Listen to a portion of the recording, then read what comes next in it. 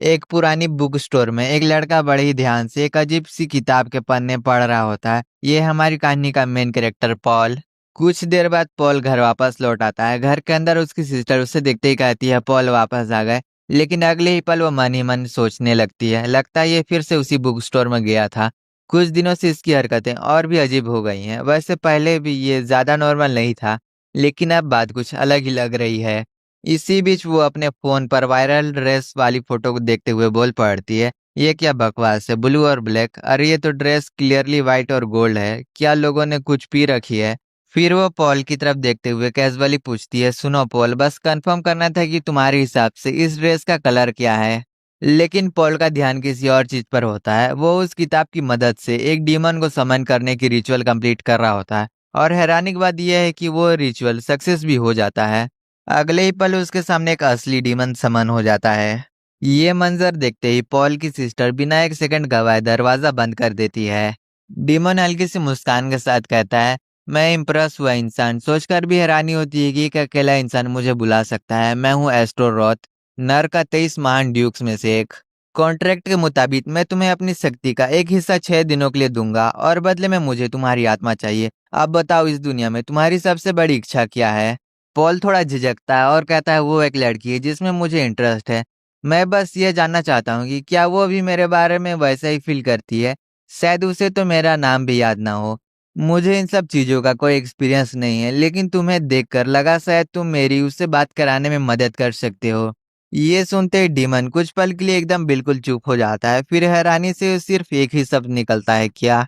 तभी सीन पर उस लड़की को दिखाया जाता है। उसका नाम एलिना है और वो एक कैफे में काम करती है। पॉल दूर से छुप छुप के एलिना को देख रहा होता है। फिर वो एस्तरोथ से कहता है, फादर की दुकान से उसे आराम से देखा जा सकता है, ये परफेक्ट जगह है। डीमन गहरी सांस लेकर कहता है, सुनो इंसान, मुझे लगता है तुम्हें बिल्कुल अंदाजा नहीं है मैं कौन हूँ। पॉल सीधा जवाब देता है, नहीं मुझे नहीं पता। डीमन गर्व से कहता है, मैं एस्टोरोथ हूँ, नर के 23 महान ड्यूक्स में से एक। मैं 300 डीमन आर्मी का राजा हूँ। मैं चाहूँ तो इस पूरे शहर को राख बना सकता हूँ, तुम्हारे सारे दुश्मन को मिटा सकता हूँ और तुम्हें राजा बना सकता हूँ। इतनी भारी शक्ति तुम्हारे पास है और तुम सिर्फ एक लड़के के पीछे भाग रहे हो। पॉल शांत आवाज में कहता है, मुझे दुनिया नहीं जलानी है, बस उसके दिल में अपने लिए छोटी सी चिंगारी जलानी है।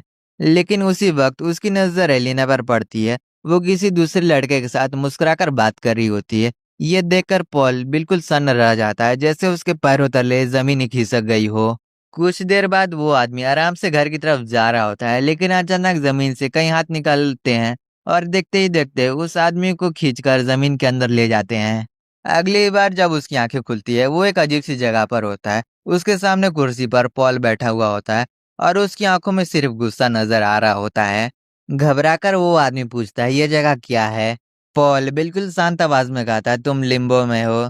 वो आदमी और भी ज्यादा घबरा जाता है। पॉल उसकी आंखों में देखते हुए बोलता है, तुम मर चुके हो और अगर अपनी आत्मा को मुक्ति दिलाना चाहते हो तो तुम्हें सब कुछ सच कबूल करना होगा। फिर पॉल उसके सामने एलिना का फोटो रख देता है। मुझे पता है कि तुम एलिना को जानते हो। वो आदमी घबरा कर कहता है, हाँ। पॉल तुरंत अगला सवाल पूछता है, उसके साथ तुम्हारा रिश्ता क्या है। वो आदमी हिचकिचाते हुए बोलता है, हम दोस्त हैं, बस इतना ही। पॉल हल्की सी मुस्कान के साथ कहता है, अच्छा सिर्फ दोस्त या फिर खास दोस्त। वो आदमी तुरंत मना कर देता है, नहीं बिल्कुल नहीं, हम बस एक जगह पर काम करते हैं। ये जवाब सुनते ही पॉल एलिना की फोटो देखकर चैन की सांस लेता है, अच्छा ऐसा है। सच कहूं तो ये सुनकर मुझे बहुत खुशी हुई। फिर वो हंसते हुए कहता है, और हाँ सॉरी, तुम मरे नहीं हो, ये सब तुम्हें डराने के लिए एक छोटा सा प्रैंक था। वैसे ये मेरा बेडरूम है और वहाँ सामने एग्जिट। वो आदमी बिना पीछे देखे तुरंत वहां से निकल जाता है। उसके जाते ही पॉल मुस्कुराते हुए एस्तरोथ से कहता है, सुना तुमने, उसने खुद कहा कि वो एलिना को डेट नहीं कर रहा। लेकिन जैसे ही पॉल सामने देखता है, उसकी मुस्कान पल भर में गायब हो जाती है, क्योंकि उसकी सिस्टर एस्तरोथ के हाथों में बेहोश पड़ी होती है। डेमन तुरंत सफाई देते हुए कहता है, ये वैसा नहीं है जैसा दिख रहा है। लेकिन पॉल बिना कुछ सोचे सीधा 911 पर कॉल कर देता है। दूसरी तरफ से आवाज आती है, आपकी इमरजेंसी क्या है। पॉल बिल्कुल सीरियस होकर बोलता है, एक डेमन ने मेरी सिस्टर पर हमला कर दिया है, मुझे क्या करना चाहिए। डेमन तुरंत बीच में बोल पड़ता है, अरे वो बस मुझको देखकर बेहोश हो गई है, बस इतनी सी बात है। पॉल कुछ पल के लिए सोचता है, फिर शांत होकर कहता है, समझ गया, सच में तुम्हारा चेहरा काफी डरावना है, अगली बार थोड़ा ध्यान रखना। इतना कहकर वो अपनी सिस्टर को उठाता है। मैं इसे उसके बेड तक छोड़ देता हूँ। कुछ देर बाद पॉल मुस्कुराते हुए एस्तोरोथ से कहा था, तुम काफी हैरान लग रहे हो ना। जब मैंने तुम्हें समन करने का तरीका ढूंढ रहा था, तब उस पुरानी किताब से मैंने कुछ काम के स्पेल्स भी सीख लिए। फिर वो सामने खड़ी एक बिल्डिंग की तरफ इशारा करता है और कहता है, और हाँ, एक और काफी इंटरेस्टिंग स्पेल भी है। पॉल अपने हाथ से विक्ट्री का साइन बनाता है। अगले ही पल वही निशान बिल्डिंग की छत पर बन जाता है। ये देखकर एस्तोरोथ भी एक पल के लिए हैरान रह जाता है। सीन तुरंत शिफ्ट होता है। कुछ लोग एक सीक्रेट मीटिंग में बैठे हुए होते हैं। मीटिंग का हेड गंभीर आवाज में बोलता है, इतनी जल्दी यहाँ पहुंचने के लिए शुक्रिया। शायद तुम सब ने आते वक्त बिल्डिंग के छत पर बना वो विशाल हाथ देखा होगा। बिना किसी शक के ये demon worshipping cult sons of Baphomet का सीधा हमला है। इतना शक्तिशाली जादू सिर्फ स्किल्ड कॉन्ज्यूरर्स का एक पूरा ग्रुप ही इस्तेमाल कर सकता है। ये उनकी फॉरबिडन मैजिक में से की गई बचकानी प्रोवोकेशन है, लेकिन आम लोग अभी भी उन अंधेरी शक्तियों से अनजान हैं जो इस दुनिया को घेरे बैठी है। सदियों से होली ऑर्डर ने इस दुनिया की रक्षा की है और आज भी करता रहेगा। हमें जितना जल्दी हो सके इसका पता लगाना होगा। तभी एक आदमी बीच में टोक पड़ता है, सर अगर मेरी बात मानिए तो मुझे लगता है कि इससे भी जरूरी एक और इशू डिस्कस करना चाहिए। हेड हैरान होकर पूछता है, और वो क्या है? वो आदमी पूरी सीरियसनेस के साथ कहता है, सबसे पहले ये डिसाइड करना है कि बेस्ट पावर पफ गर्ल कौन है। रूम में खड़ी एक लड़की तुरंत बोलती है, इसमें डिसाइड करने जैसा क्या है, सबको पता है कि बेस्ट गर्ल कौन है। वो आदमी जवाब देता है, बिल्कुल बटरकप ही बेस्ट है। बस कुछ मूर्ख लोग हैं जो अभी भी मानने के लिए तैयार नहीं हैं। तभी एक गंजा आदमी धीरे से उसकी तरफ देखते हुए कहता है, तुमने क्या कहा? वो आदमी बिना डरे बोलता है, बटरकप जबरदस्त फाइट करती है, एकदम कूल है, और क्या चाहिए? गंजा आदमी तुरंत जवाब देता है, बबललेस जानवरों से बात कर सकती है, तुम जैसा जानवर सुअर क्या जानेगा। और वो स्पेनिश और जापानीज भी बोलती है। वो आदमी हंस पड़ता है, क्या तुम मानसिक रूप से कमजोर हो? तुम उस रोने वाली को कैसे सपोर्ट कर सकते हो? तभी वो लड़की पूरे कॉन्फिडेंस के साथ कहती है, नहीं, मोजो जोजो ही बेस्ट गर्ल है। ये सुनते ही सब एक पल के लिए उसकी तरफ देखने लगते हैं। गंजा आदमी कहता है, ये तो हद है, तुम सभी हेटर्स को बबललेस की महानता मान लेनी चाहिए। दूसरा आदमी फिर बोलता है, तुम पागल हो, अगर इतने अनरियलिस्टिक कैरेक्टर में पसंद करने लायक है ही क्या? कम से कम बटरकप तो रिलेटेबल है। पावर पॉप गर्ल से शुरू हुई बहस धीरे धीरे एनिमे और मानवा कैरेक्टर तक पहुंच जाती है और पूरी मीटिंग बेकार की आर्गुमेंट में बदल जाती है। कुछ देर बाद सब लोग वहां से निकल जाते हैं। हेड आदमी गहरी सांस लेकर मन ही मन सोचता है, ये लोग किसी काम के नहीं हैं। अब इन बेवकूफों पर भरोसा नहीं किया जा सकता। खुशकिस्मती से मेरे पास एक भरोसेमंद एजेंट अभी भी है। शायद वो अनएक्सपीरियंस्ड हो, लेकिन उसकी स्किल्स बिल्कुल जीनियस है। वो तुरंत किसी को कॉल लगाता है, एजेंट मूर, मेरे पास तुम्हारे लिए एक बहुत जरूरी मिशन है। मैं कल आकर सारी डिटेल्स दूंगा। दूसरी तरफ से आवाज आती है, जी सर समझ गई, अलविदा। कॉल खत्म होते ही पीछे से आवाज आती है, तुम्हारा कॉल खत्म हो गई, टेबल नंबर 6 पर तुम्हारी जरूरत है। वो लड़की तुरंत कहती है, ठीक है मैं अभी आई। और तब रिवील होता है ये एजेंट और कोई नहीं बल्कि एलिना खुद है। इधर पॉल और एस्तरोथ आराम से माइनक्राफ्ट खेल रहे होते हैं। अचानक पॉल चिल्लाता है, मैं उड़ गया और मेरा घर भी, ये साला क्रीपर। फिर वो एस्तरोथ से कहता है, अगर हो सके तो मेरे लिए थोड़ा कॉपर स्टोन ले आओ, मैं तुम्हें आयरन पिकेक्स दे दूंगा। इसी तरह वक्त बीत जाता है और स्कूल जाने का टाइम आ जाता है। घर से निकलते हुए पॉल कहता है, फादर लगभग 1 घंटे में अपना ट्रिप से वापस आ जाएंगे। जब तक मैं स्कूल से लौटूंगा क्या तुम लिविंग रूम की सफाई कर दोगे? और हाँ, कहीं छुप भी जाना। फिर वो मुस्कुराकर कहता है, मुझे तुम पर भरोसा है, मिलते हैं। इतना कहकर पॉल स्कूल के लिए चला जाता है। अब घर में एस्तरोथ सिर्फ अकेला रह जाता है। कुछ पल अकेले बैठने के बाद वो अपने सर्वेंट को समन करता है। वह सर्वेंट उसके सामने सर झुकाकर एक साथ कहते हैं, आपने हमें फिर से बुलाया, ये हमारे लिए बहुत बड़ी सम्मान की बात है। दोबारा आपकी सेवा करने का मौका मिला, मास्टर एस्तरोथ। एस्तरोथ बिना कुछ कहे उन्हें सफाई का सारा सामान दे देता है। हैरानी की बात यह होती है कि वो खुद भी उनके साथ घर साफ करना शुरू कर देता है।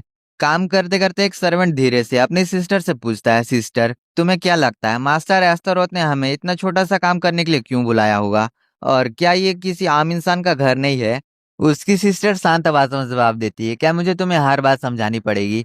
ये एक टेस्ट है। हम उनके सबसे करीबी सर्वेंट में से एक हैं। हमारा फर्ज है कि बिना सवाल किए हुए उनकी हर इच्छा पूरी करें। उनका शब्द ही कानून है। हमें उन पर कभी सवाल नहीं उठाना चाहिए। सर्वेंट तुरंत सर झुका देता है, समझ गया। उन पर शक करना मेरी सबसे बड़ी मूर्खता थी। लेकिन उसी पल उसके हाथ से सफाई करने वाला इक्विपमेंट टूट जाता है। वो एकदम सन्न रह जाता है और घबरा कर अपनी सिस्टर की तरफ देखता है। उसकी सिस्टर भी एक पल के लिए हैरान रह जाती है, फिर गुस्से में बोल पड़ती है, मूर्ख आदमी, मास्टर ने जो इक्विपमेंट दिए थे उसे तोड़ने की हिम्मत कैसे हुई? वो सर्वेंट शर्मिंदगी से कहता है, मुझे पता है, मैं खुद मास्टर को अपनी गलती बताऊंगा और जो भी सजा मिलेगी बिना शिकायत के स्वीकार कर लूंगा। लेकिन उसकी सिस्टर उसे तुरंत रोक देती है और एक आइडिया देते हुए कहती है, हम इसकी जगह नया खरीद सकते हैं, शायद मार्ट नाम की जगह पर मिल जाए। सर्वेंट हैरानी से पूछता है, मार्ट? वो हाँ में सर हिलाती है और कहती है, लेकिन काम को अधूरा छोड़कर जाना भी शर्म की बात होगी। सर्वेंट कुछ पल के लिए सोचता है, फिर कहता है, मेरे पास एक तरीका है। अगले ही पल वो टूटा हुआ हैंडल अपने पैर में घुसा देता है और दर्द से जोर जोर से चिल्लाने लगता है। उसकी सिस्टर भी उसके साथ चिल्लाने लगती है, जैसे सब कुछ प्लान का ही हिस्सा हो। उसके पैर से बहने वाला खून धीरे धीरे फ्लोर में फैल जाता है। ये सब एस्तरो चुपचाप देख रहा होता है। अब उसका काम और भी बढ़ चुका था। कुछ देर बाद दोनों सर्वेंट वहां से चले जाते हैं। पूरी सफाई आखिरकार एस्तरोत को अकेली खत्म करनी पड़ती है।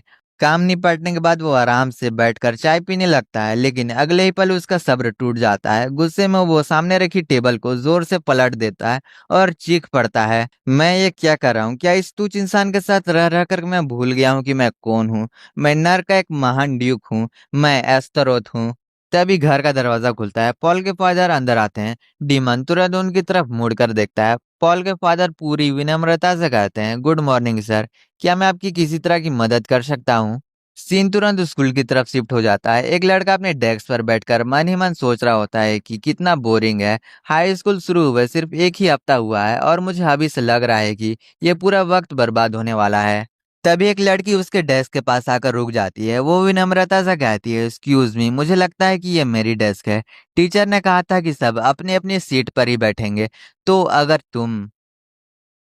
लड़का उसकी बात काट देता है, कितनी परेशान करने वाली हो? फिर उसे ध्यान से देखकर पूछता है, वैसे तुम हो कौन और किस बारे में बात कर रही हो? लड़की थोड़ी हैरानी से जवाब देती है, सच कहूं तो मुझे याद नहीं कि मैंने तुम्हें पहले कभी यहाँ देखा हो। क्या तुम बीमार थे या और कुछ? लड़का अचानक थोड़ी ऊंची आवाज में बोल देता है, सुनो। उसकी आवाज सुनते ही पूरा क्लास का ध्यान उसकी तरफ हो जाता है। लेकिन अगले ही पल वो मन ही मन सोचता है, रुको, असल में ये लोग है कौन? वो धीरे से क्लास के बाहर जाता है। दरवाजे पर लिखा होता है, रूम 103। ये देखते ही उसका होश उड़ जाता है। ये तो मेरी क्लास है ही नहीं। अब वो बिना किसी की नजर में आए चुपचाप निकलने का प्लान बनाता है। लेकिन अगले ही पल उसे याद आता है, वो अपना बैग तो अंदर ही भूल आया है। खुद को संभालते हुए वो मन ही मन कहता है, शांत हो जाओ। अगर मैं वापस जाऊंगा तो शायद किसी का ध्यान नहीं जाएगा। और वैसे भी मुझे कोई फर्क नहीं पड़ता कि लोग मेरे बारे में क्या सोचते हैं। बस बैग उठाना है और निकल जाना है। इसी बीच पॉल भी स्कूल में पहुंच जाता है। उसकी नजर उसी लड़के पर पड़ती है। उधर वो लड़का धीरे धीरे क्लास के अंदर घुसता है और खुद से कहता है, नॉर्मल लिखना है, किसी को कुछ पता नहीं चलेगा। और वो बैग उठाकर जाने वाला ही होता है। लेकिन तभी उसके पीछे पीछे पॉल भी क्लासरूम में आ जाता है। वो एक लड़की को देखकर कहता है, जोई, तुम यहाँ क्या कर रही हो? मुझे लगा हम अब एक क्लास में नहीं हैं। जोई मुस्कुराकर जवाब देती है, हम एक क्लास में नहीं है पॉल, ये रूम 103 है।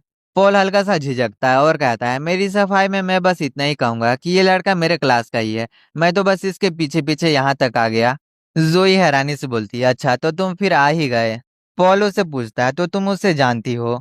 जोई हाँ में सिर हिलाती है और उसे बताती है, ये कुछ देर पहले ही मेरे सीट पर बैठा हुआ था।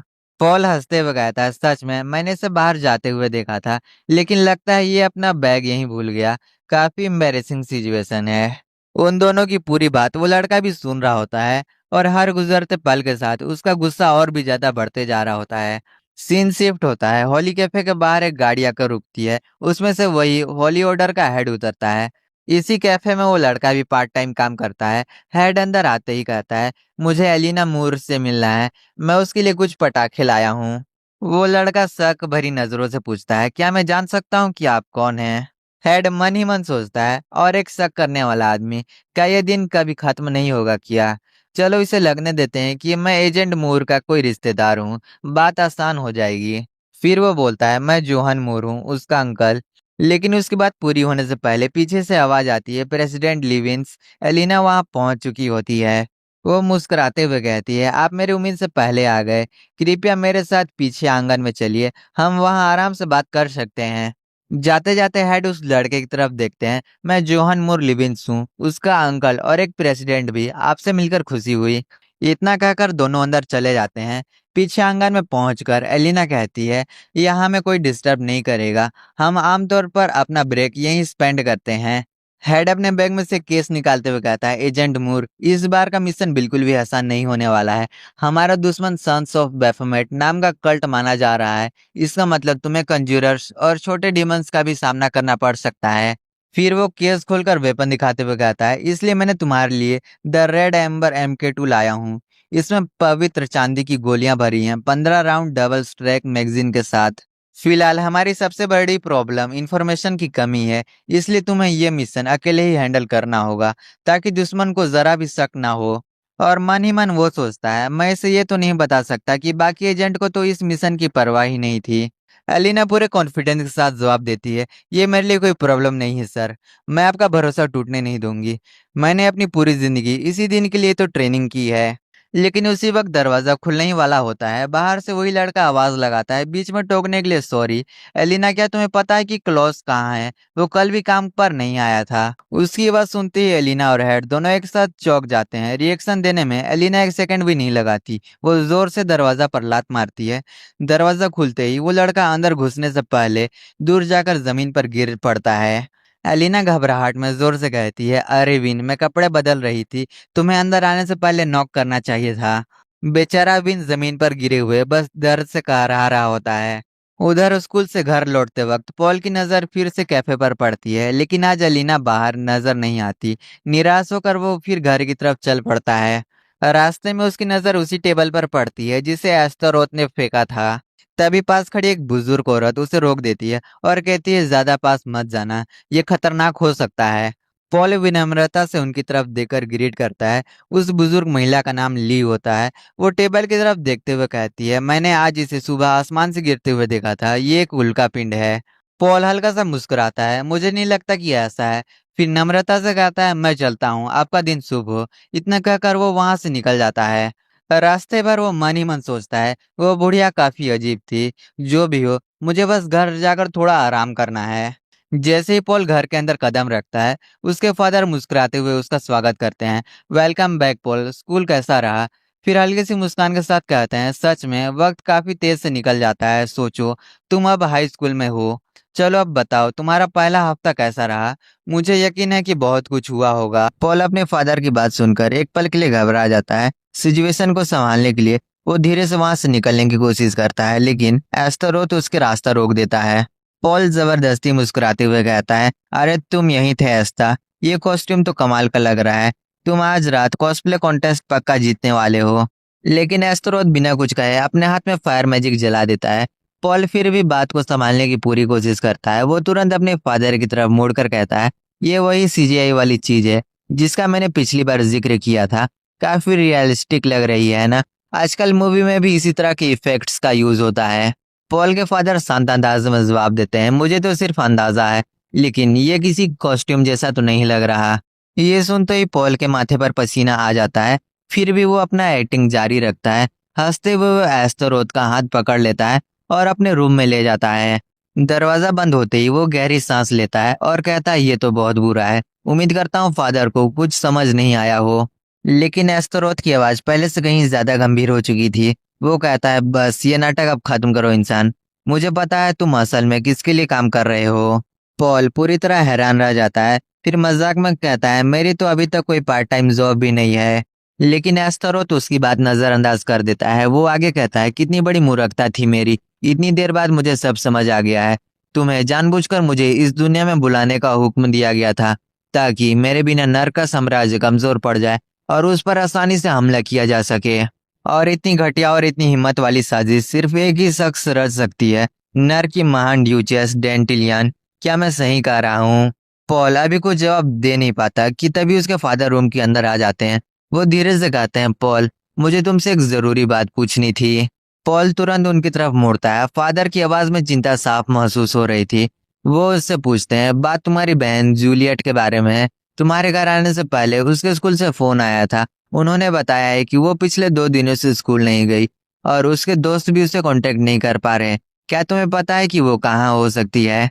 ये सुनते ही पॉल का चेहरा सफेद पड़ जाता है। वो हिचकिचाते हुए कहता है, क्या सच में? मुझे तो बिल्कुल पता नहीं था। आखिरी बार मैंने जूलियट को। इतना कहते ही उसने और डीमन ने जूलियट के साथ जो कांड किया था वो सब उसको याद आ जाता है। सीन 2 दिन पहले का दिखाया जाता है। जूलियट बस में सफर कर रही होती है। फ्लैशबैक और पीछे चला जाता है उस दिन जब पॉल ने एस्तरोथ को समन किया था। जूलियट ने अनजाने में सब कुछ देख लिया था। पहली बार देखकर उसे अपनी आंखों पर यकीन नहीं हुआ। वो दोबारा दरवाजा खोलकर देखने की हिम्मत करती है, लेकिन इस बार भी एस्तरोथ वहीं पर खड़ा होता है। ये देखते ही जूलियट घबराकर तुरंत दरवाजा बंद करती है और भागने लगती है, लेकिन जल्दबाजी में उसका पैर फिसल जाता है। वो सीधा पलंग से टकरा जाती है और बेहोश होकर वहीं गिर पड़ती है। अगली सुबह उसकी आंखें खुलती है। उसे लगता है कि शायद कल जो कुछ भी हुआ था वो सिर्फ एक बुरा सपना था। इसी सोच के साथ वो आराम से उठती है और नाश्ता करने के लिए नीचे चली जाती है। उसकी नजर डाइनिंग टेबल पर पड़ती है और वहां पर पहले से ही एस्तरोथ आराम से बैठकर ब्रेकफास्ट कर रहा होता है। उसे देखते ही जूलियट बुरी तरह घबरा जाती है और अगले ही पल दोबारा बेहोश होकर गिर पड़ती है, लेकिन असल में वो सिर्फ बेहोश होने का नाटक कर रही होती है। पॉल बिना कुछ सोचे उसे उठाकर उसके बेडरूम तक छोड़ आता है। रूम में अकेले रह जाने के बाद जूलियट की हिम्मत पूरी तरह टूट जाती है। उसकी आंखों से आंसू बह रहे होते हैं। उस रात वो अपने फोन पर एक एग्जॉर्सिस्ट, शायद भूत भगाने वाला कहते हैं, उसको ढूंढने लगती है। काफी देर रिसर्च करने के बाद उसे इंटरनेट पर एक अफवाह के बारे में पता चलता है। कहा जाता है कि स्कैर्ड फॉरेस्ट में एक बहुत शक्तिशाली एग्जॉर्सिस्ट रहता है। जूलियट तुरंत उससे मिलने का फैसला कर लेती है। अगले दिन वो बस स्टॉप पर बैठकर गहरी सोच में डूब जाती है। ये तो बिल्कुल पागलपन है। क्या मैं सच में इंटरनेट पर किसी रैंडम अफवाह पर भरोसा करने जा रही हूँ? शायद कोई और रास्ता हो। मुझे वापस चले जाना चाहिए। और वो घर जाने लगती है, लेकिन तभी उसकी नजर एस्तरोथ ने जो भारी टेबल गुस्से में बाहर फेंक दिया था उस पर पड़ती है। यह देखते ही जूलियट को यकीन हो जाता है कि जो कुछ उसने देखा था वो सपना नहीं हकीकत थी। अब उसके पास लौटने की कोई वजह नहीं बची थी। वो चुपचाप बस में बैठ जाती है और सीक्रेट फॉरेस्ट की तरफ निकल पड़ती है। फॉरेस्ट में पहुंचने के बाद जूलियट हर जगह उस एग्जॉर्सिस्ट को ढूंढने लगती है, लेकिन घने जंगल देखते ही देखते उसे भटका देते हैं। काफी देर तक इधर उधर घूमने के बाद वो थक कर एक पेड़ के नीचे बैठ जाती है। पछताते हुए मन ही मन सोचने लगती है, मैं यहाँ आई ही क्यों। तभी अचानक किसी की जोर से आवाज सुनाई देती है। संभल के जूलियट कुछ समझ पाती उससे पहले ही एक बड़ा सा कचरे का बैग सीधा आकर उस पर गिरता है।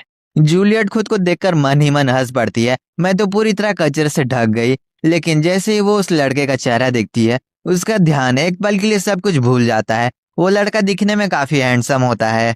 वो जूलियट को खड़ा करते हुए कहता है, मुझे पता है तुम यहाँ किस लिए आई हो। सीक्रेट फॉरेस्ट में तुम्हारे जैसा कोई भटकता हुआ इंसान सिर्फ एक ही वजह से आता है। तुम महान मास्टर एग्जॉर्सिस्ट सैन लॉन्ग से मिलना चाहती हो ताकि उनकी डिसाइपल बन सको, है ना? जूलियट तुरंत सिर हिलाकर कहती है, नहीं, ऐसी बात नहीं है। लेकिन वो लड़का उसकी बात सुने बिना अपना परिचय देता है। मेरा नाम क्लॉस है। मैं खुद ही कल मास्टर सैंग लॉन्ग का डिसाइपल बना हूँ। जब तक तुम उनकी ट्रेनिंग के लिए लायक नहीं बन जाती तब तक मैं ही तुम्हारी ट्रेनिंग कराऊंगा। चलो और वक्त बर्बाद नहीं करते हैं। इतना कहकर क्लोस एक ड्रामेटिक फाइटिंग पोज बना लेता है। कुछ पल तक बिल्कुल कुछ नहीं होता। फिर वो पूरे कॉन्फिडेंस के साथ कहता है, ये था internal roar of the silver lion, एक सिंपल लेकिन बेहद पावरफुल टेक्निक जो डीमन को दूर भगा सकती है। क्लॉस अपनी टेक्निक दिखाने के बाद पूरी कॉन्फिडेंस से जूलियट की तरफ देखता है। जूलियट सीधा सा जवाब देती है, कुछ भी तो नहीं हुआ। क्लॉस बिना घबराए कहता है, ठीक है, अब तुम्हारी बारी। अपनी आंखें बंद करो, अपनी अंदर की शक्ति को अपने पेट में महसूस करो और जब लगे कि और वो नहीं रुक सकती तो एक ही जगह में अपनी पूरी ताकत के साथ उसे बाहर निकाल दो। जूलियट उसकी बात सुनकर मन ही मन कहती है, ये क्या बकवास है। आखिर मेरे साथ ये सब क्या हो रहा है। मदद ढूंढने के लिए मुझे इतना दूर आना पड़ा सिर्फ इसीलिए क्योंकि पॉल ने एक डीमन समन कर लिया है। और अब यहाँ पर एक अजीब सा लेकिन काफी हैंडसम लड़का खड़ा है जो बस अजीब अजीब बातें कर रहा है। इसी उलझन में जूलियट अचानक अपनी आंखें खोल देती है और उसी पल एक जबरदस्त एनर्जी प्रेशर हर तरफ फैल जाता है। इतनी भयानक एनर्जी निकलती है कि आसपास के बड़े पेड़ भी एक पल में कटकर नीचे गिर जाते हैं। ये अचानक हुई एनर्जी ब्लास्ट इतनी पावरफुल थी कि दूर बैठा एस्तरोथ भी इसे तुरंत महसूस कर लेता है। सीन दोबारा सीक्रेट फॉरेस्ट की तरफ शिफ्ट होता है। वहाँ क्लोज जमीन पर गिरा हुआ नजर आता है। चारों तरफ धुआं ही धुआं फैला हुआ था। जूलियट खुद भी हैरानी से खड़ी होती है। उसके कपड़ों से भी हल्का हल्का धुआं उठ रहा होता है और उसे अभी तक समझ नहीं आ रहा था कि उसे अभी अभी हुआ क्या। और इधर पॉल उसको तुरंत कॉल करता है लेकिन उसका कॉल रिसीव नहीं होता। पॉल कुछ पल फोन को देख रहा होता है, फिर एस्तरोथ से कहता है हमें उसे ढूंढना होगा। एस्तरोथ शांत आवाज में उसे जवाब देता है, क्या तुम्हारे पास इसके लिए टाइम है? भूल गए क्या? सिर्फ 3 दिन में तुम्हारा कॉन्ट्रैक्ट खत्म हो जाएगा और उसके बाद तुम्हारी आत्मा मेरी हो जाएगी।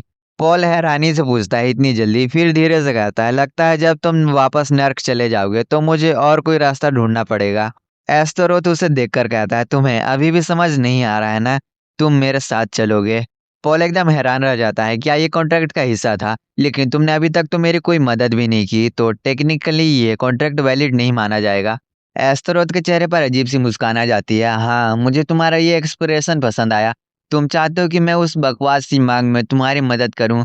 ठीक है, मैं उस लड़की पर जादू कर दूंगा और उसे तुमसे प्यार करवा दूंगा और अपनी जिंदगी के बचे हुए 3 दिन मजे से बिताओ। पॉल तुरंत मना कर देता है, वो सच्चा प्यार नहीं होगा। फिर वो एस्तरोथ को देखकर कहता है, रुको, कहीं ऐसा तो नहीं कि तुम्हें इस मामले में खुद कोई एक्सपीरियंस नहीं हो? एस्तरोथ का चेहरा तुरंत शांत हो जाता है। वो कहता है मुझे ऐसे मत देखो, घिनौना लगता है। मैं तुम इंसानों की तरह सिर्फ फिजिकल डिजायर के पीछे नहीं भागता। पॉल हल्की सी मुस्कान के साथ कहता है, तो सच में तुम्हें इस बारे में कुछ नहीं पता? अब तो मुझे तुम पर तरस आ रहा है। ये सुनते ही एस्तरोथ का गुस्सा 7वें आसमान पर पहुंच जाता है। वो कहता है मैं पक्का करूंगा कि तुम्हारा ये गंदा मुंह पूरी तरह बंद हो जाए। लेकिन उसकी बात पूरी होने से पहले पॉल अचानक छींक पड़ता है। उसकी छींक के साथ जमीन पर मैजिक से बना हुआ एक विशाल हाथ उभर आता है। लेकिन पॉल को पता नहीं होता कि और कोई भी उन लोगों को छुप कर देख रहा होता है। वही स्कूल का लड़का विन छुपकर पूरा सीन देख चुका होता है। पॉल को शायद उसके प्रेजेंस का एहसास हो जाता है। वो उस तरफ जाकर चेक करता है लेकिन विन जब तक छुप चुका होता है पॉल को कुछ नजर नहीं आता। जैसे ही उसको मौका मिलता है विन वहां से भाग जाता है। भागते हुए उसके दिमाग में सिर्फ एक ही बात चल रही होती है, क्या ये पागल पूरे शहर पर कब्जा करने का प्लान तो नहीं बना रहा? लेकिन तभी विन के सामने पॉल आ जाता है। पॉल उसे पहचान लेता है, रुको, तुम तो मेरे ही क्लास के वही लड़के हो। विन बुरी तरह डर जाता है और घबराहट में कहता है मुझे जाने दो, मैं कुछ भी नहीं करूंगा, मैं तुमसे रिक्वेस्ट करता हूँ। लेकिन मन ही मन वो कुछ और सोच रहा होता है, फिलहाल मुझे किसी भी तरह जिंदा रहना होगा। वो तुरंत अपनी बात बदल देता है, मैं तुम्हारी मंजिल पाने में मदद कर सकता हूँ, चाहे इसके लिए मुझे अपने हाथ ही क्यों ना गंदे करने पड़े। पॉल हैरानी से पूछता है तुम मेरी मदद करोगे? विन तुरंत सर हिलाता है, हाँ बिल्कुल, मैं एक आम इंसान से ज्यादा एक्सपीरियंस हूँ, मुझे कराटे भी आते हैं। पॉल कुछ पल के लिए उसको देखता है, फिर पूछता है तो तुम्हारे पास एक है? विन समझ नहीं पाता एक क्या। पॉल सीधा सवाल करता है, एक गर्लफ्रेंड? विन का चेहरा देखने लायक हो जाता है। वो बिल्कुल स्टंड रह जाता है। कुछ देर बाद पॉल विन को लेकर एस्तरोथ के पास पहुंचता है।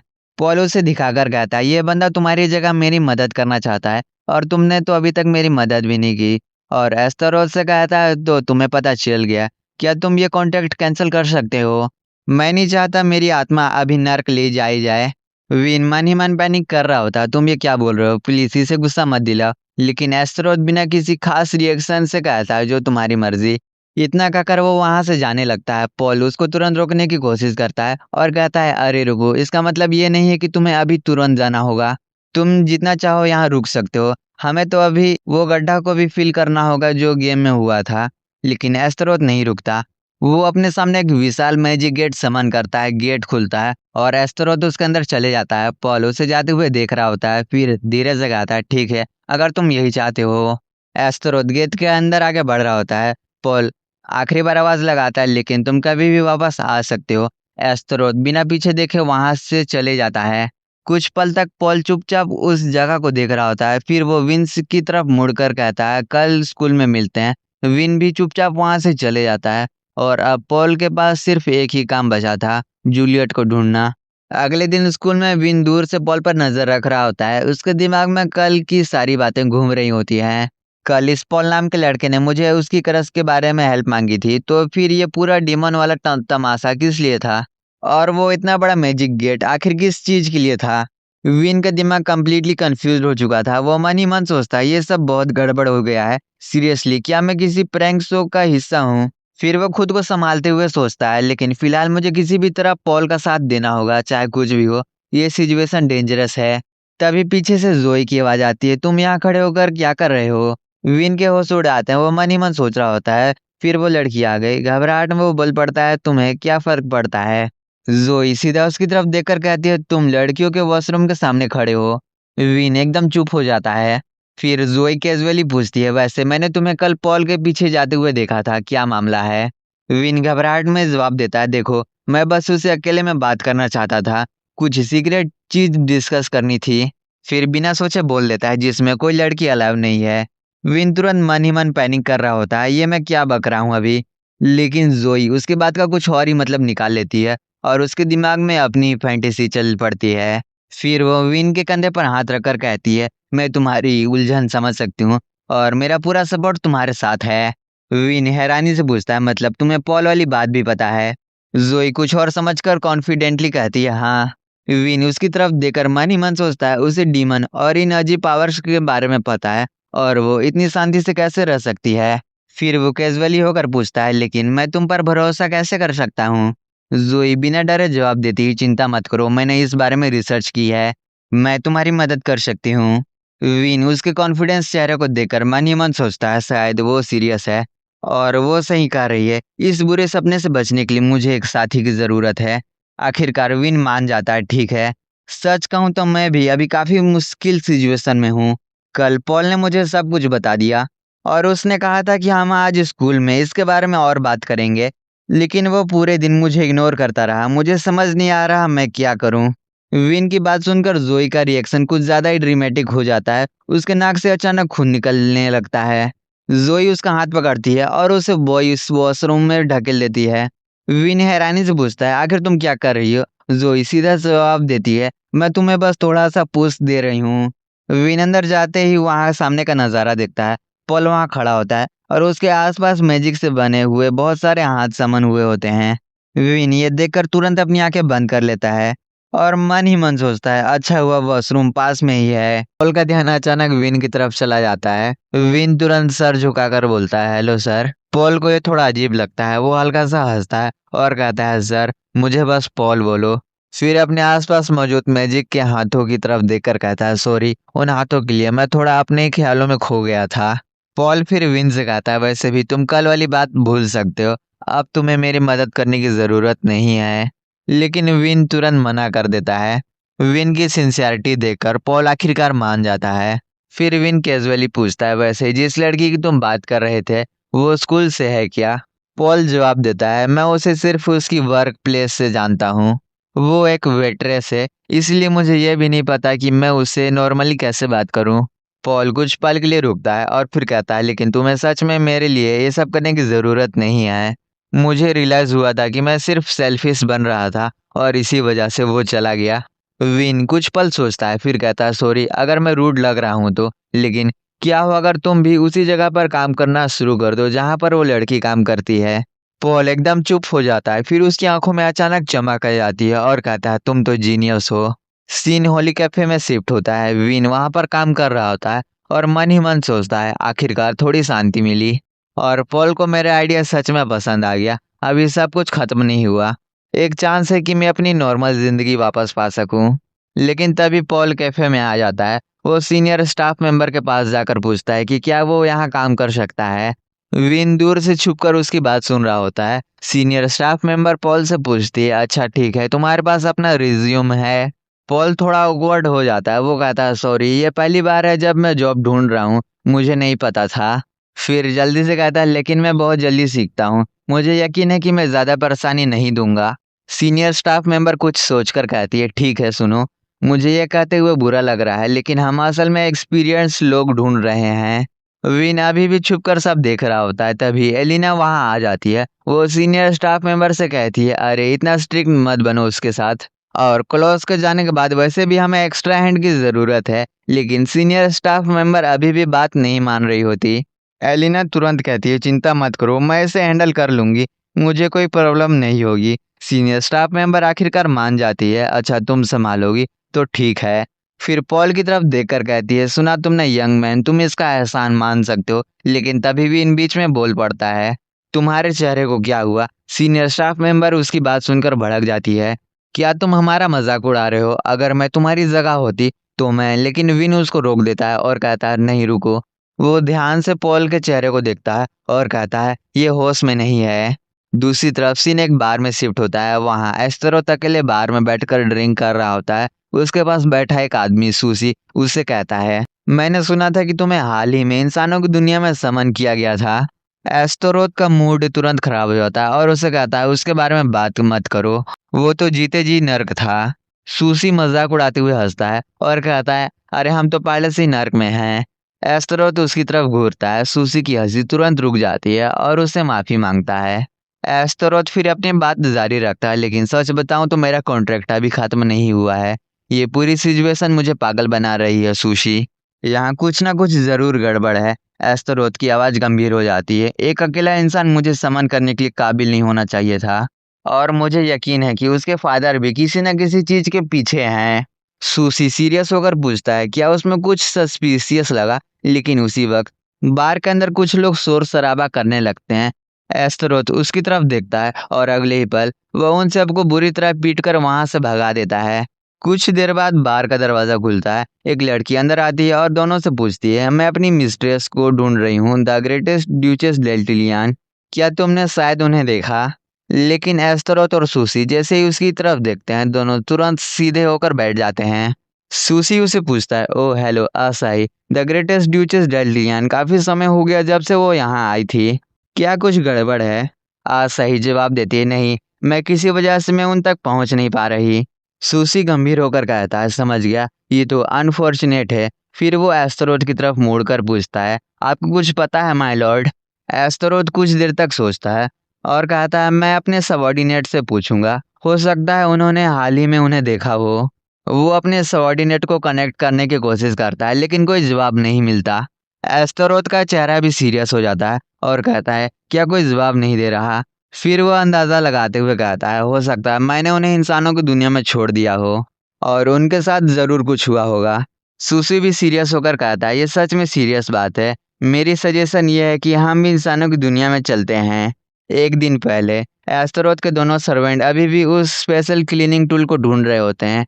काफी ढूंढने के बाद उनकी मुलाकात जोई से होती है। दोनों उससे पूछते हैं, क्या तुम्हें पता है मार्ट नाम की जगह कहाँ है? हमें वहां से खास टूल लेकर आना है, ये अर्जेंट मैटर है। जोई कुछ जवाब देती है, उससे पहले उसके साथ मौजूद एक लड़की बोल पड़ती है, क्या चल रहा है जोई? फिर वो दोनों सर्वेंट की तरफ देखकर कहती है, इन अजीब लोगों को इग्नोर करो, हम लेट हो जाएंगे। अजीब लोग, ये सुनते ही फीमेल सर्वेंट का गुस्सा बड़ा घुटता है। वो उस लड़की की तरफ देखकर कहती है, एक इंसान होकर तुम में काफी हिम्मत है, ये मानना पड़ेगा, लेकिन तुम इतनी बेवकूफ निकली कि हमारा अपमान कर बैठी। और आखिरकार ये हमारा master hell of great duke Astaroth का भी अपमान है। इतना कहकर वो एक अटैक करने वाला पोज बनाती है, लेकिन कुछ भी नहीं होता। वो एक पल के लिए हैरान रह जाती है, फिर अपने हाथों को देखकर कहती है, मेरी पावर वो गायब हो गई हैं। वो सिचुएशन को समझने की कोशिश करती है, क्या ये इसलिए है कि क्योंकि हम इंसानों की दुनिया में हैं? उधर वो दूसरी लड़की जोई को लेकर वहां से जाने लगती है। फीमेल सर्वेंट अपनी हार मानकर आखिरी बार पूछती है, कम से कम हमें बता तो दो कि मार्ट कहाँ है, हमारा एक मिशन है। वो लड़की बिना कुछ कहे बस अपने बगल की तरफ इशारा करती है और वहाँ बिल्कुल सामने मार्ट होता है। दोनों सर्वेंट वहाँ पहुंचकर क्लीनिंग के इक्विपमेंट ले लेते हैं, लेकिन बिना पेमेंट किए जैसे ही वहां से निकलने लगते हैं, शॉपकीपर उन्हें रोक लेता है और उनसे कहता है, बिना पैसे दिए यहाँ से जाने का तो नहीं सोच रहे हो ना? फीमेल सर्वेंट इरिटेट होकर कहती है, हमेशा पैसों की बात होती है, तुम लालची इंसान कभी नहीं बदलोगे। इतना कहकर वह कुछ गोल्ड कॉइन शॉपकीपर की तरफ फेंक देती है। शॉपकीपर कॉइन को देखकर हैरान हो जाता है और उनसे कहता है, ये किस तरह का मजाक है? फीमेल सर्वेंट कॉइन की तरफ इशारा करते हुए कहती है, ये गोल्ड है। लेकिन शॉपकीपर उन दोनों को सीधा दुकान से बाहर निकाल देता है। बाहर आकर मेल सर्वेंट परेशान होकर कहता है, लगता है इस दुनिया में हमें चीजें खरीदने के लिए पैसे देने पड़ते हैं। फीमेल सर्वेंट बिल्कुल कॉन्फिडेंट रहती है। वो कहती है, ये कोई प्रॉब्लम नहीं है, हमारी पावर भले ही चली गई हो, लेकिन फिजिकल हम अभी भी सुपीरियर हैं। फिर उसके दिमाग में एक आइडिया आता है। वो कहती है, मुझे पैसा कमाने का एक इफेक्टिव तरीका पता है। वो तुरंत आसपास के लोगों को आवाज लगाती है, सुनो सब लोग, हम तुम्हें आर्म रेसिंग मैच के लिए चैलेंज करते हैं। रूल्स सिंपल हैं, अगर तुम जीते तो हम तुम्हारी कोई भी डिमांड पूरी करेंगे, लेकिन अगर तुम हारे तो तुम्हें हमें इतना पैसा देना होगा कि हम एक फेदर डस्टर खरीद सकें। फिर वो चैलेंज करते हुए कहती है, अब बताओ क्या तुम में से कोई हमें चैलेंज करने की हिम्मत रखता है? लेकिन काफी देर तक इंतजार करने के बाद भी कोई नहीं आगे आता। आखिरकार मेल सर्वेंट थक कर कहता है, चलो अब वापस चलते हैं सिस्टर, ये पूरी तरह मेरी गलती है और तुमने मेरी मदद के लिए पहले ही बहुत कुछ किया है। फीमेल सर्वेंट तुरंत उसे रोक देती है और कहती है, क्या बकवास कर रहे हो? पूरा ब्लेम खुद पर मत लो, मैं ही थी जिसने तुम्हें इस सिचुएशन में फंसा दिया। दोनों वहां से आगे बढ़ने लगते हैं। रास्ते में फीमेल सर्वेंट अपने भाई से पूछती है, वैसे तुम्हारा पैर अब ठीक हुआ? मेल सर्वेंट अपनी पैर की तरफ देखते हुए कहता है, नहीं, अभी भी काफी दर्द होता है। दोनों चलते हुए आगे बढ़ रहे होते हैं, लेकिन कुछ देर बाद मेल सर्वेंट अचानक रुक जाता है और कहता है, ये अजीब है, मुझे ऐसा लग रहा है जैसे हम कुछ घंटे पहले यहाँ से गुजरे थे। फीमेल सर्वेंट कंफ्यूज होकर कहती है, क्या तुम्हें यकीन है कि यही सही रास्ता है? मेल सर्वेंट तुरंत जवाब देता है, लेकिन मैं तो तुम्हारे पीछे पीछे आ रहा था। और अब दोनों को समझ आ जाता है कि वो दोनों रास्ता भटक चुके हैं। थोड़ी देर बाद वही दोनों एक घर के पास एक कोने पर बैठे हुए नजर आते हैं।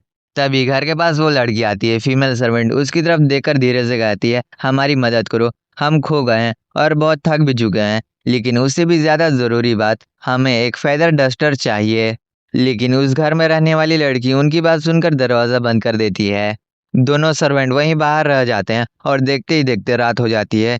थके हुए दोनों वहीं सो जाते हैं। रात के वक्त वही लड़की चुपचाप घर से बाहर आती है। वो उसके पास एक फेदर डस्टर रख देती है और बिना कुछ कहे वापस चली जाती है।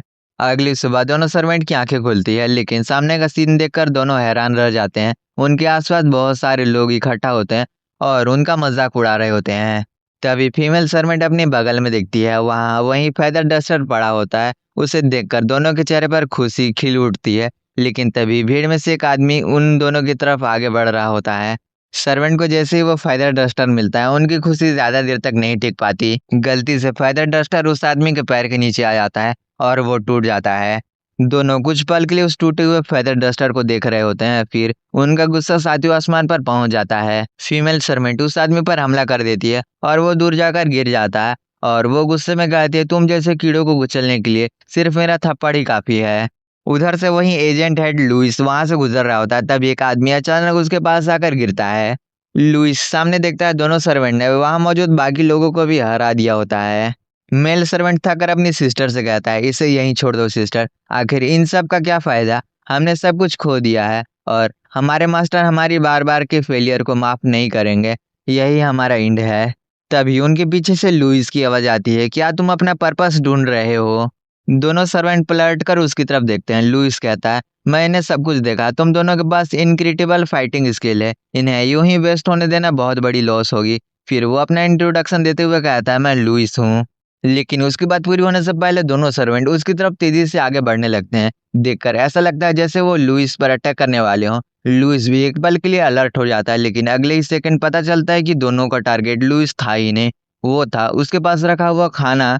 लुइस उनकी स्पीड देखकर हैरान रह जाता है और मन ही मन कहता है, और वो स्पीड, इसमें कोई शक नहीं। फिर वो दोनों सर्वेंट से कहता है, तुम दोनों को एक ऐसा गिफ्ट मिला है जिसे हमारी दुनिया की भलाई के लिए यूज किया जाना चाहिए। मैं तुम्हें जो ऑफर करने वाला हूँ वो है हॉली ऑर्डर के लिए काम करने का मौका। लेकिन दोनों सर्वेंट बिना ज्यादा सोचे उसका ऑफर ठुकरा देते हैं। सीन हॉली कैफे में शिफ्ट होता है। विन एक जगह पर बैठकर अपने फोन में लगा हुआ होता है। तभी उसके सामने अचानक एक एनर्जी अपीयर होता है। विन की नजर जैसे ही उस पर पड़ती है, उसके अंदर से एस्तरोथ और सूसी बाहर निकलते हैं। सूसी की डायनेमिक एंट्री देखकर एस्तरोथ हैरान होकर कहता है, ये क्या कर रहे हो? सूसी केयरफुली जवाब देता है, वैसे मुझे इंसानों की दुनिया में आने का मौका बहुत कम मिलता है, तो सोचा एक शानदार एंट्री होनी चाहिए। एस्तरोथ गुस्से में उसे देखते हुए कहता है, मैं तुम्हें यहाँ इसलिए नहीं लेके आया था कि तुम यहाँ मस्ती करो, हम यहाँ अपने सबऑर्डिनेट को ढूंढने आए हैं और जितना जल्दी हो सके यहाँ से निकलना है। फिर वो उसे वार्निंग देता है, और मैंने जो तुम्हें पहले बताया था उसे मत भूलना, अब कोई मजाक नहीं। एस्तरोथ के आंख में गुस्सा आ जाता है, वरना मैं तुम्हें सासिमी बना दूंगा। सुसी कुछ पल चुप रहता है। एस्तरोथ खुद ही उसे एक्सप्लेन करता है कि सासिमी मतलब कटी हुई मछली। फिर सुसी की तरफ देखकर कहता है, क्योंकि तुम एक मछली हो।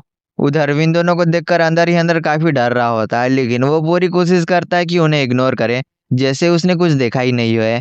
एस्तरोथ सुसी से कहता है, चलो चलते हैं, वो यहाँ से ज्यादा दूर नहीं गए होंगे। और सुसी गेट खोलने जाता है। विन उन दोनों को जाते हुए देखता है और मन ही मन सोचता है वो दरवाजा सीधा कैफे के अंदर जाता है। विन ये समझते ही तुरंत उठकर उनके सामने पहुंच जाता है और उन्हें गेट खोलने से रोक देता है, लेकिन अंदर से विन की हालत खराब हो चुकी होती है। सुसी उसकी तरफ देखकर पूछता है, तुम कौन हो? विन डरते डरते जवाब देता है, हेलो सर, मैं पॉल का एक जानने वाला हूँ। सुसी तुरंत एस्टेरोथ की तरफ मुड़कर कहता है, क्या आप जानते हैं ये कौन हो सकता है माय लॉर्ड? एस्टेरोथ कहता है, ये नाम मेरे कॉन्ट्रैक्टर का है। विन जल्दी से समझाता है, हाँ वो अंदर ही है, लेकिन अंदर बहुत सारे कस्टमर भी हैं, तो शायद बेहतर होगा कि आप अंदर ना जाएं। सुसी कुछ पल सोचता है, फिर अचानक जैसे उसे पूरी सिचुएशन समझ आ जाती है। वो कहता है, अच्छा लगता है अब मुझे पूरी बात समझ आ गई है। वो एस्टेरोथ की तरफ मुड़कर देखता है और कहता है, मुझे माफ कीजिए, मैं आपकी असली इंटेंशन पहले समझ नहीं पाया माय लॉर्ड। मुझे थोड़ा अजीब लगा था कि आप कॉन्ट्रैक्ट खत्म होने से पहले ही नर्क वापस आ गए, और जब आपने कहा कि इस इंसान की वजह से सब कुछ इतना खराब हुआ, आप बिल्कुल हारे हुए और बुरी तरह दुखी लग रहे थे। मुझे लगा था कि शायद आप कमजोर पड़ गए हैं माय लॉर्ड।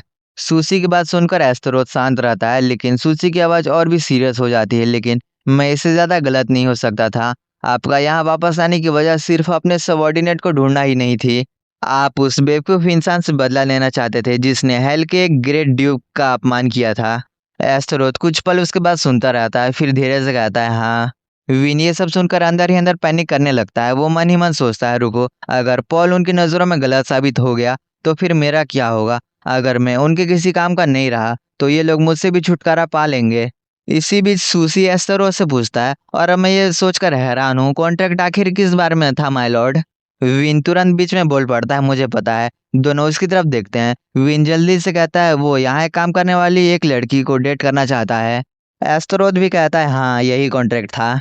सूसी कुछ पल के लिए चुप हो जाता है और मन ही मन सोचता है, अच्छा ये थोड़ा अनएक्सपेक्टेड था। फिर सोचते हुए कहता है, तो ये इंसान किसी के करीब जाना चाहता है। फिर कुछ देर बाद सूसी को एक आइडिया आता है। वो विन की तरफ मुड़कर कहता है, लेकिन इसमें हमें तुम्हारी मदद चाहिए होगी। सूसी उसे पूछता है, हमें इंसानी लड़की के बारे में सब कुछ बताओ, और उसका दिल कैसे जीता जाता है ये भी। ये सुनते ही विन ब्लैंक हो जाता है। एस्टेरोथ सूसी को घूरते हुए कहता है, मुझे उम्मीद है कि तुम उस लड़की को सेड्यूस करने का नहीं सोच रहे हो सूसी। सूसी तुरंत जवाब देता है, बिल्कुल नहीं। फिर वो एस्टेरोथ की तरफ देखकर कहता है, तब तो आपका बदला बेकार हो जाएगा माय लॉर्ड, आप ही उसे सेड्यूस करेंगे। उधर पॉल को होश आ जाता है। वो अपने मोबाइल चेक करता है और टाइम देखकर हैरान हो जाता है, लेकिन टाइम से ज्यादा शॉकिंग चीज उसके बगल में होती है। वो धीरे से साइड में देखता है और उसकी आंखें एकदम खुल जाती हैं। उसके बगल वाली टेबल पर एलिना खुद बैठी हुई होती है।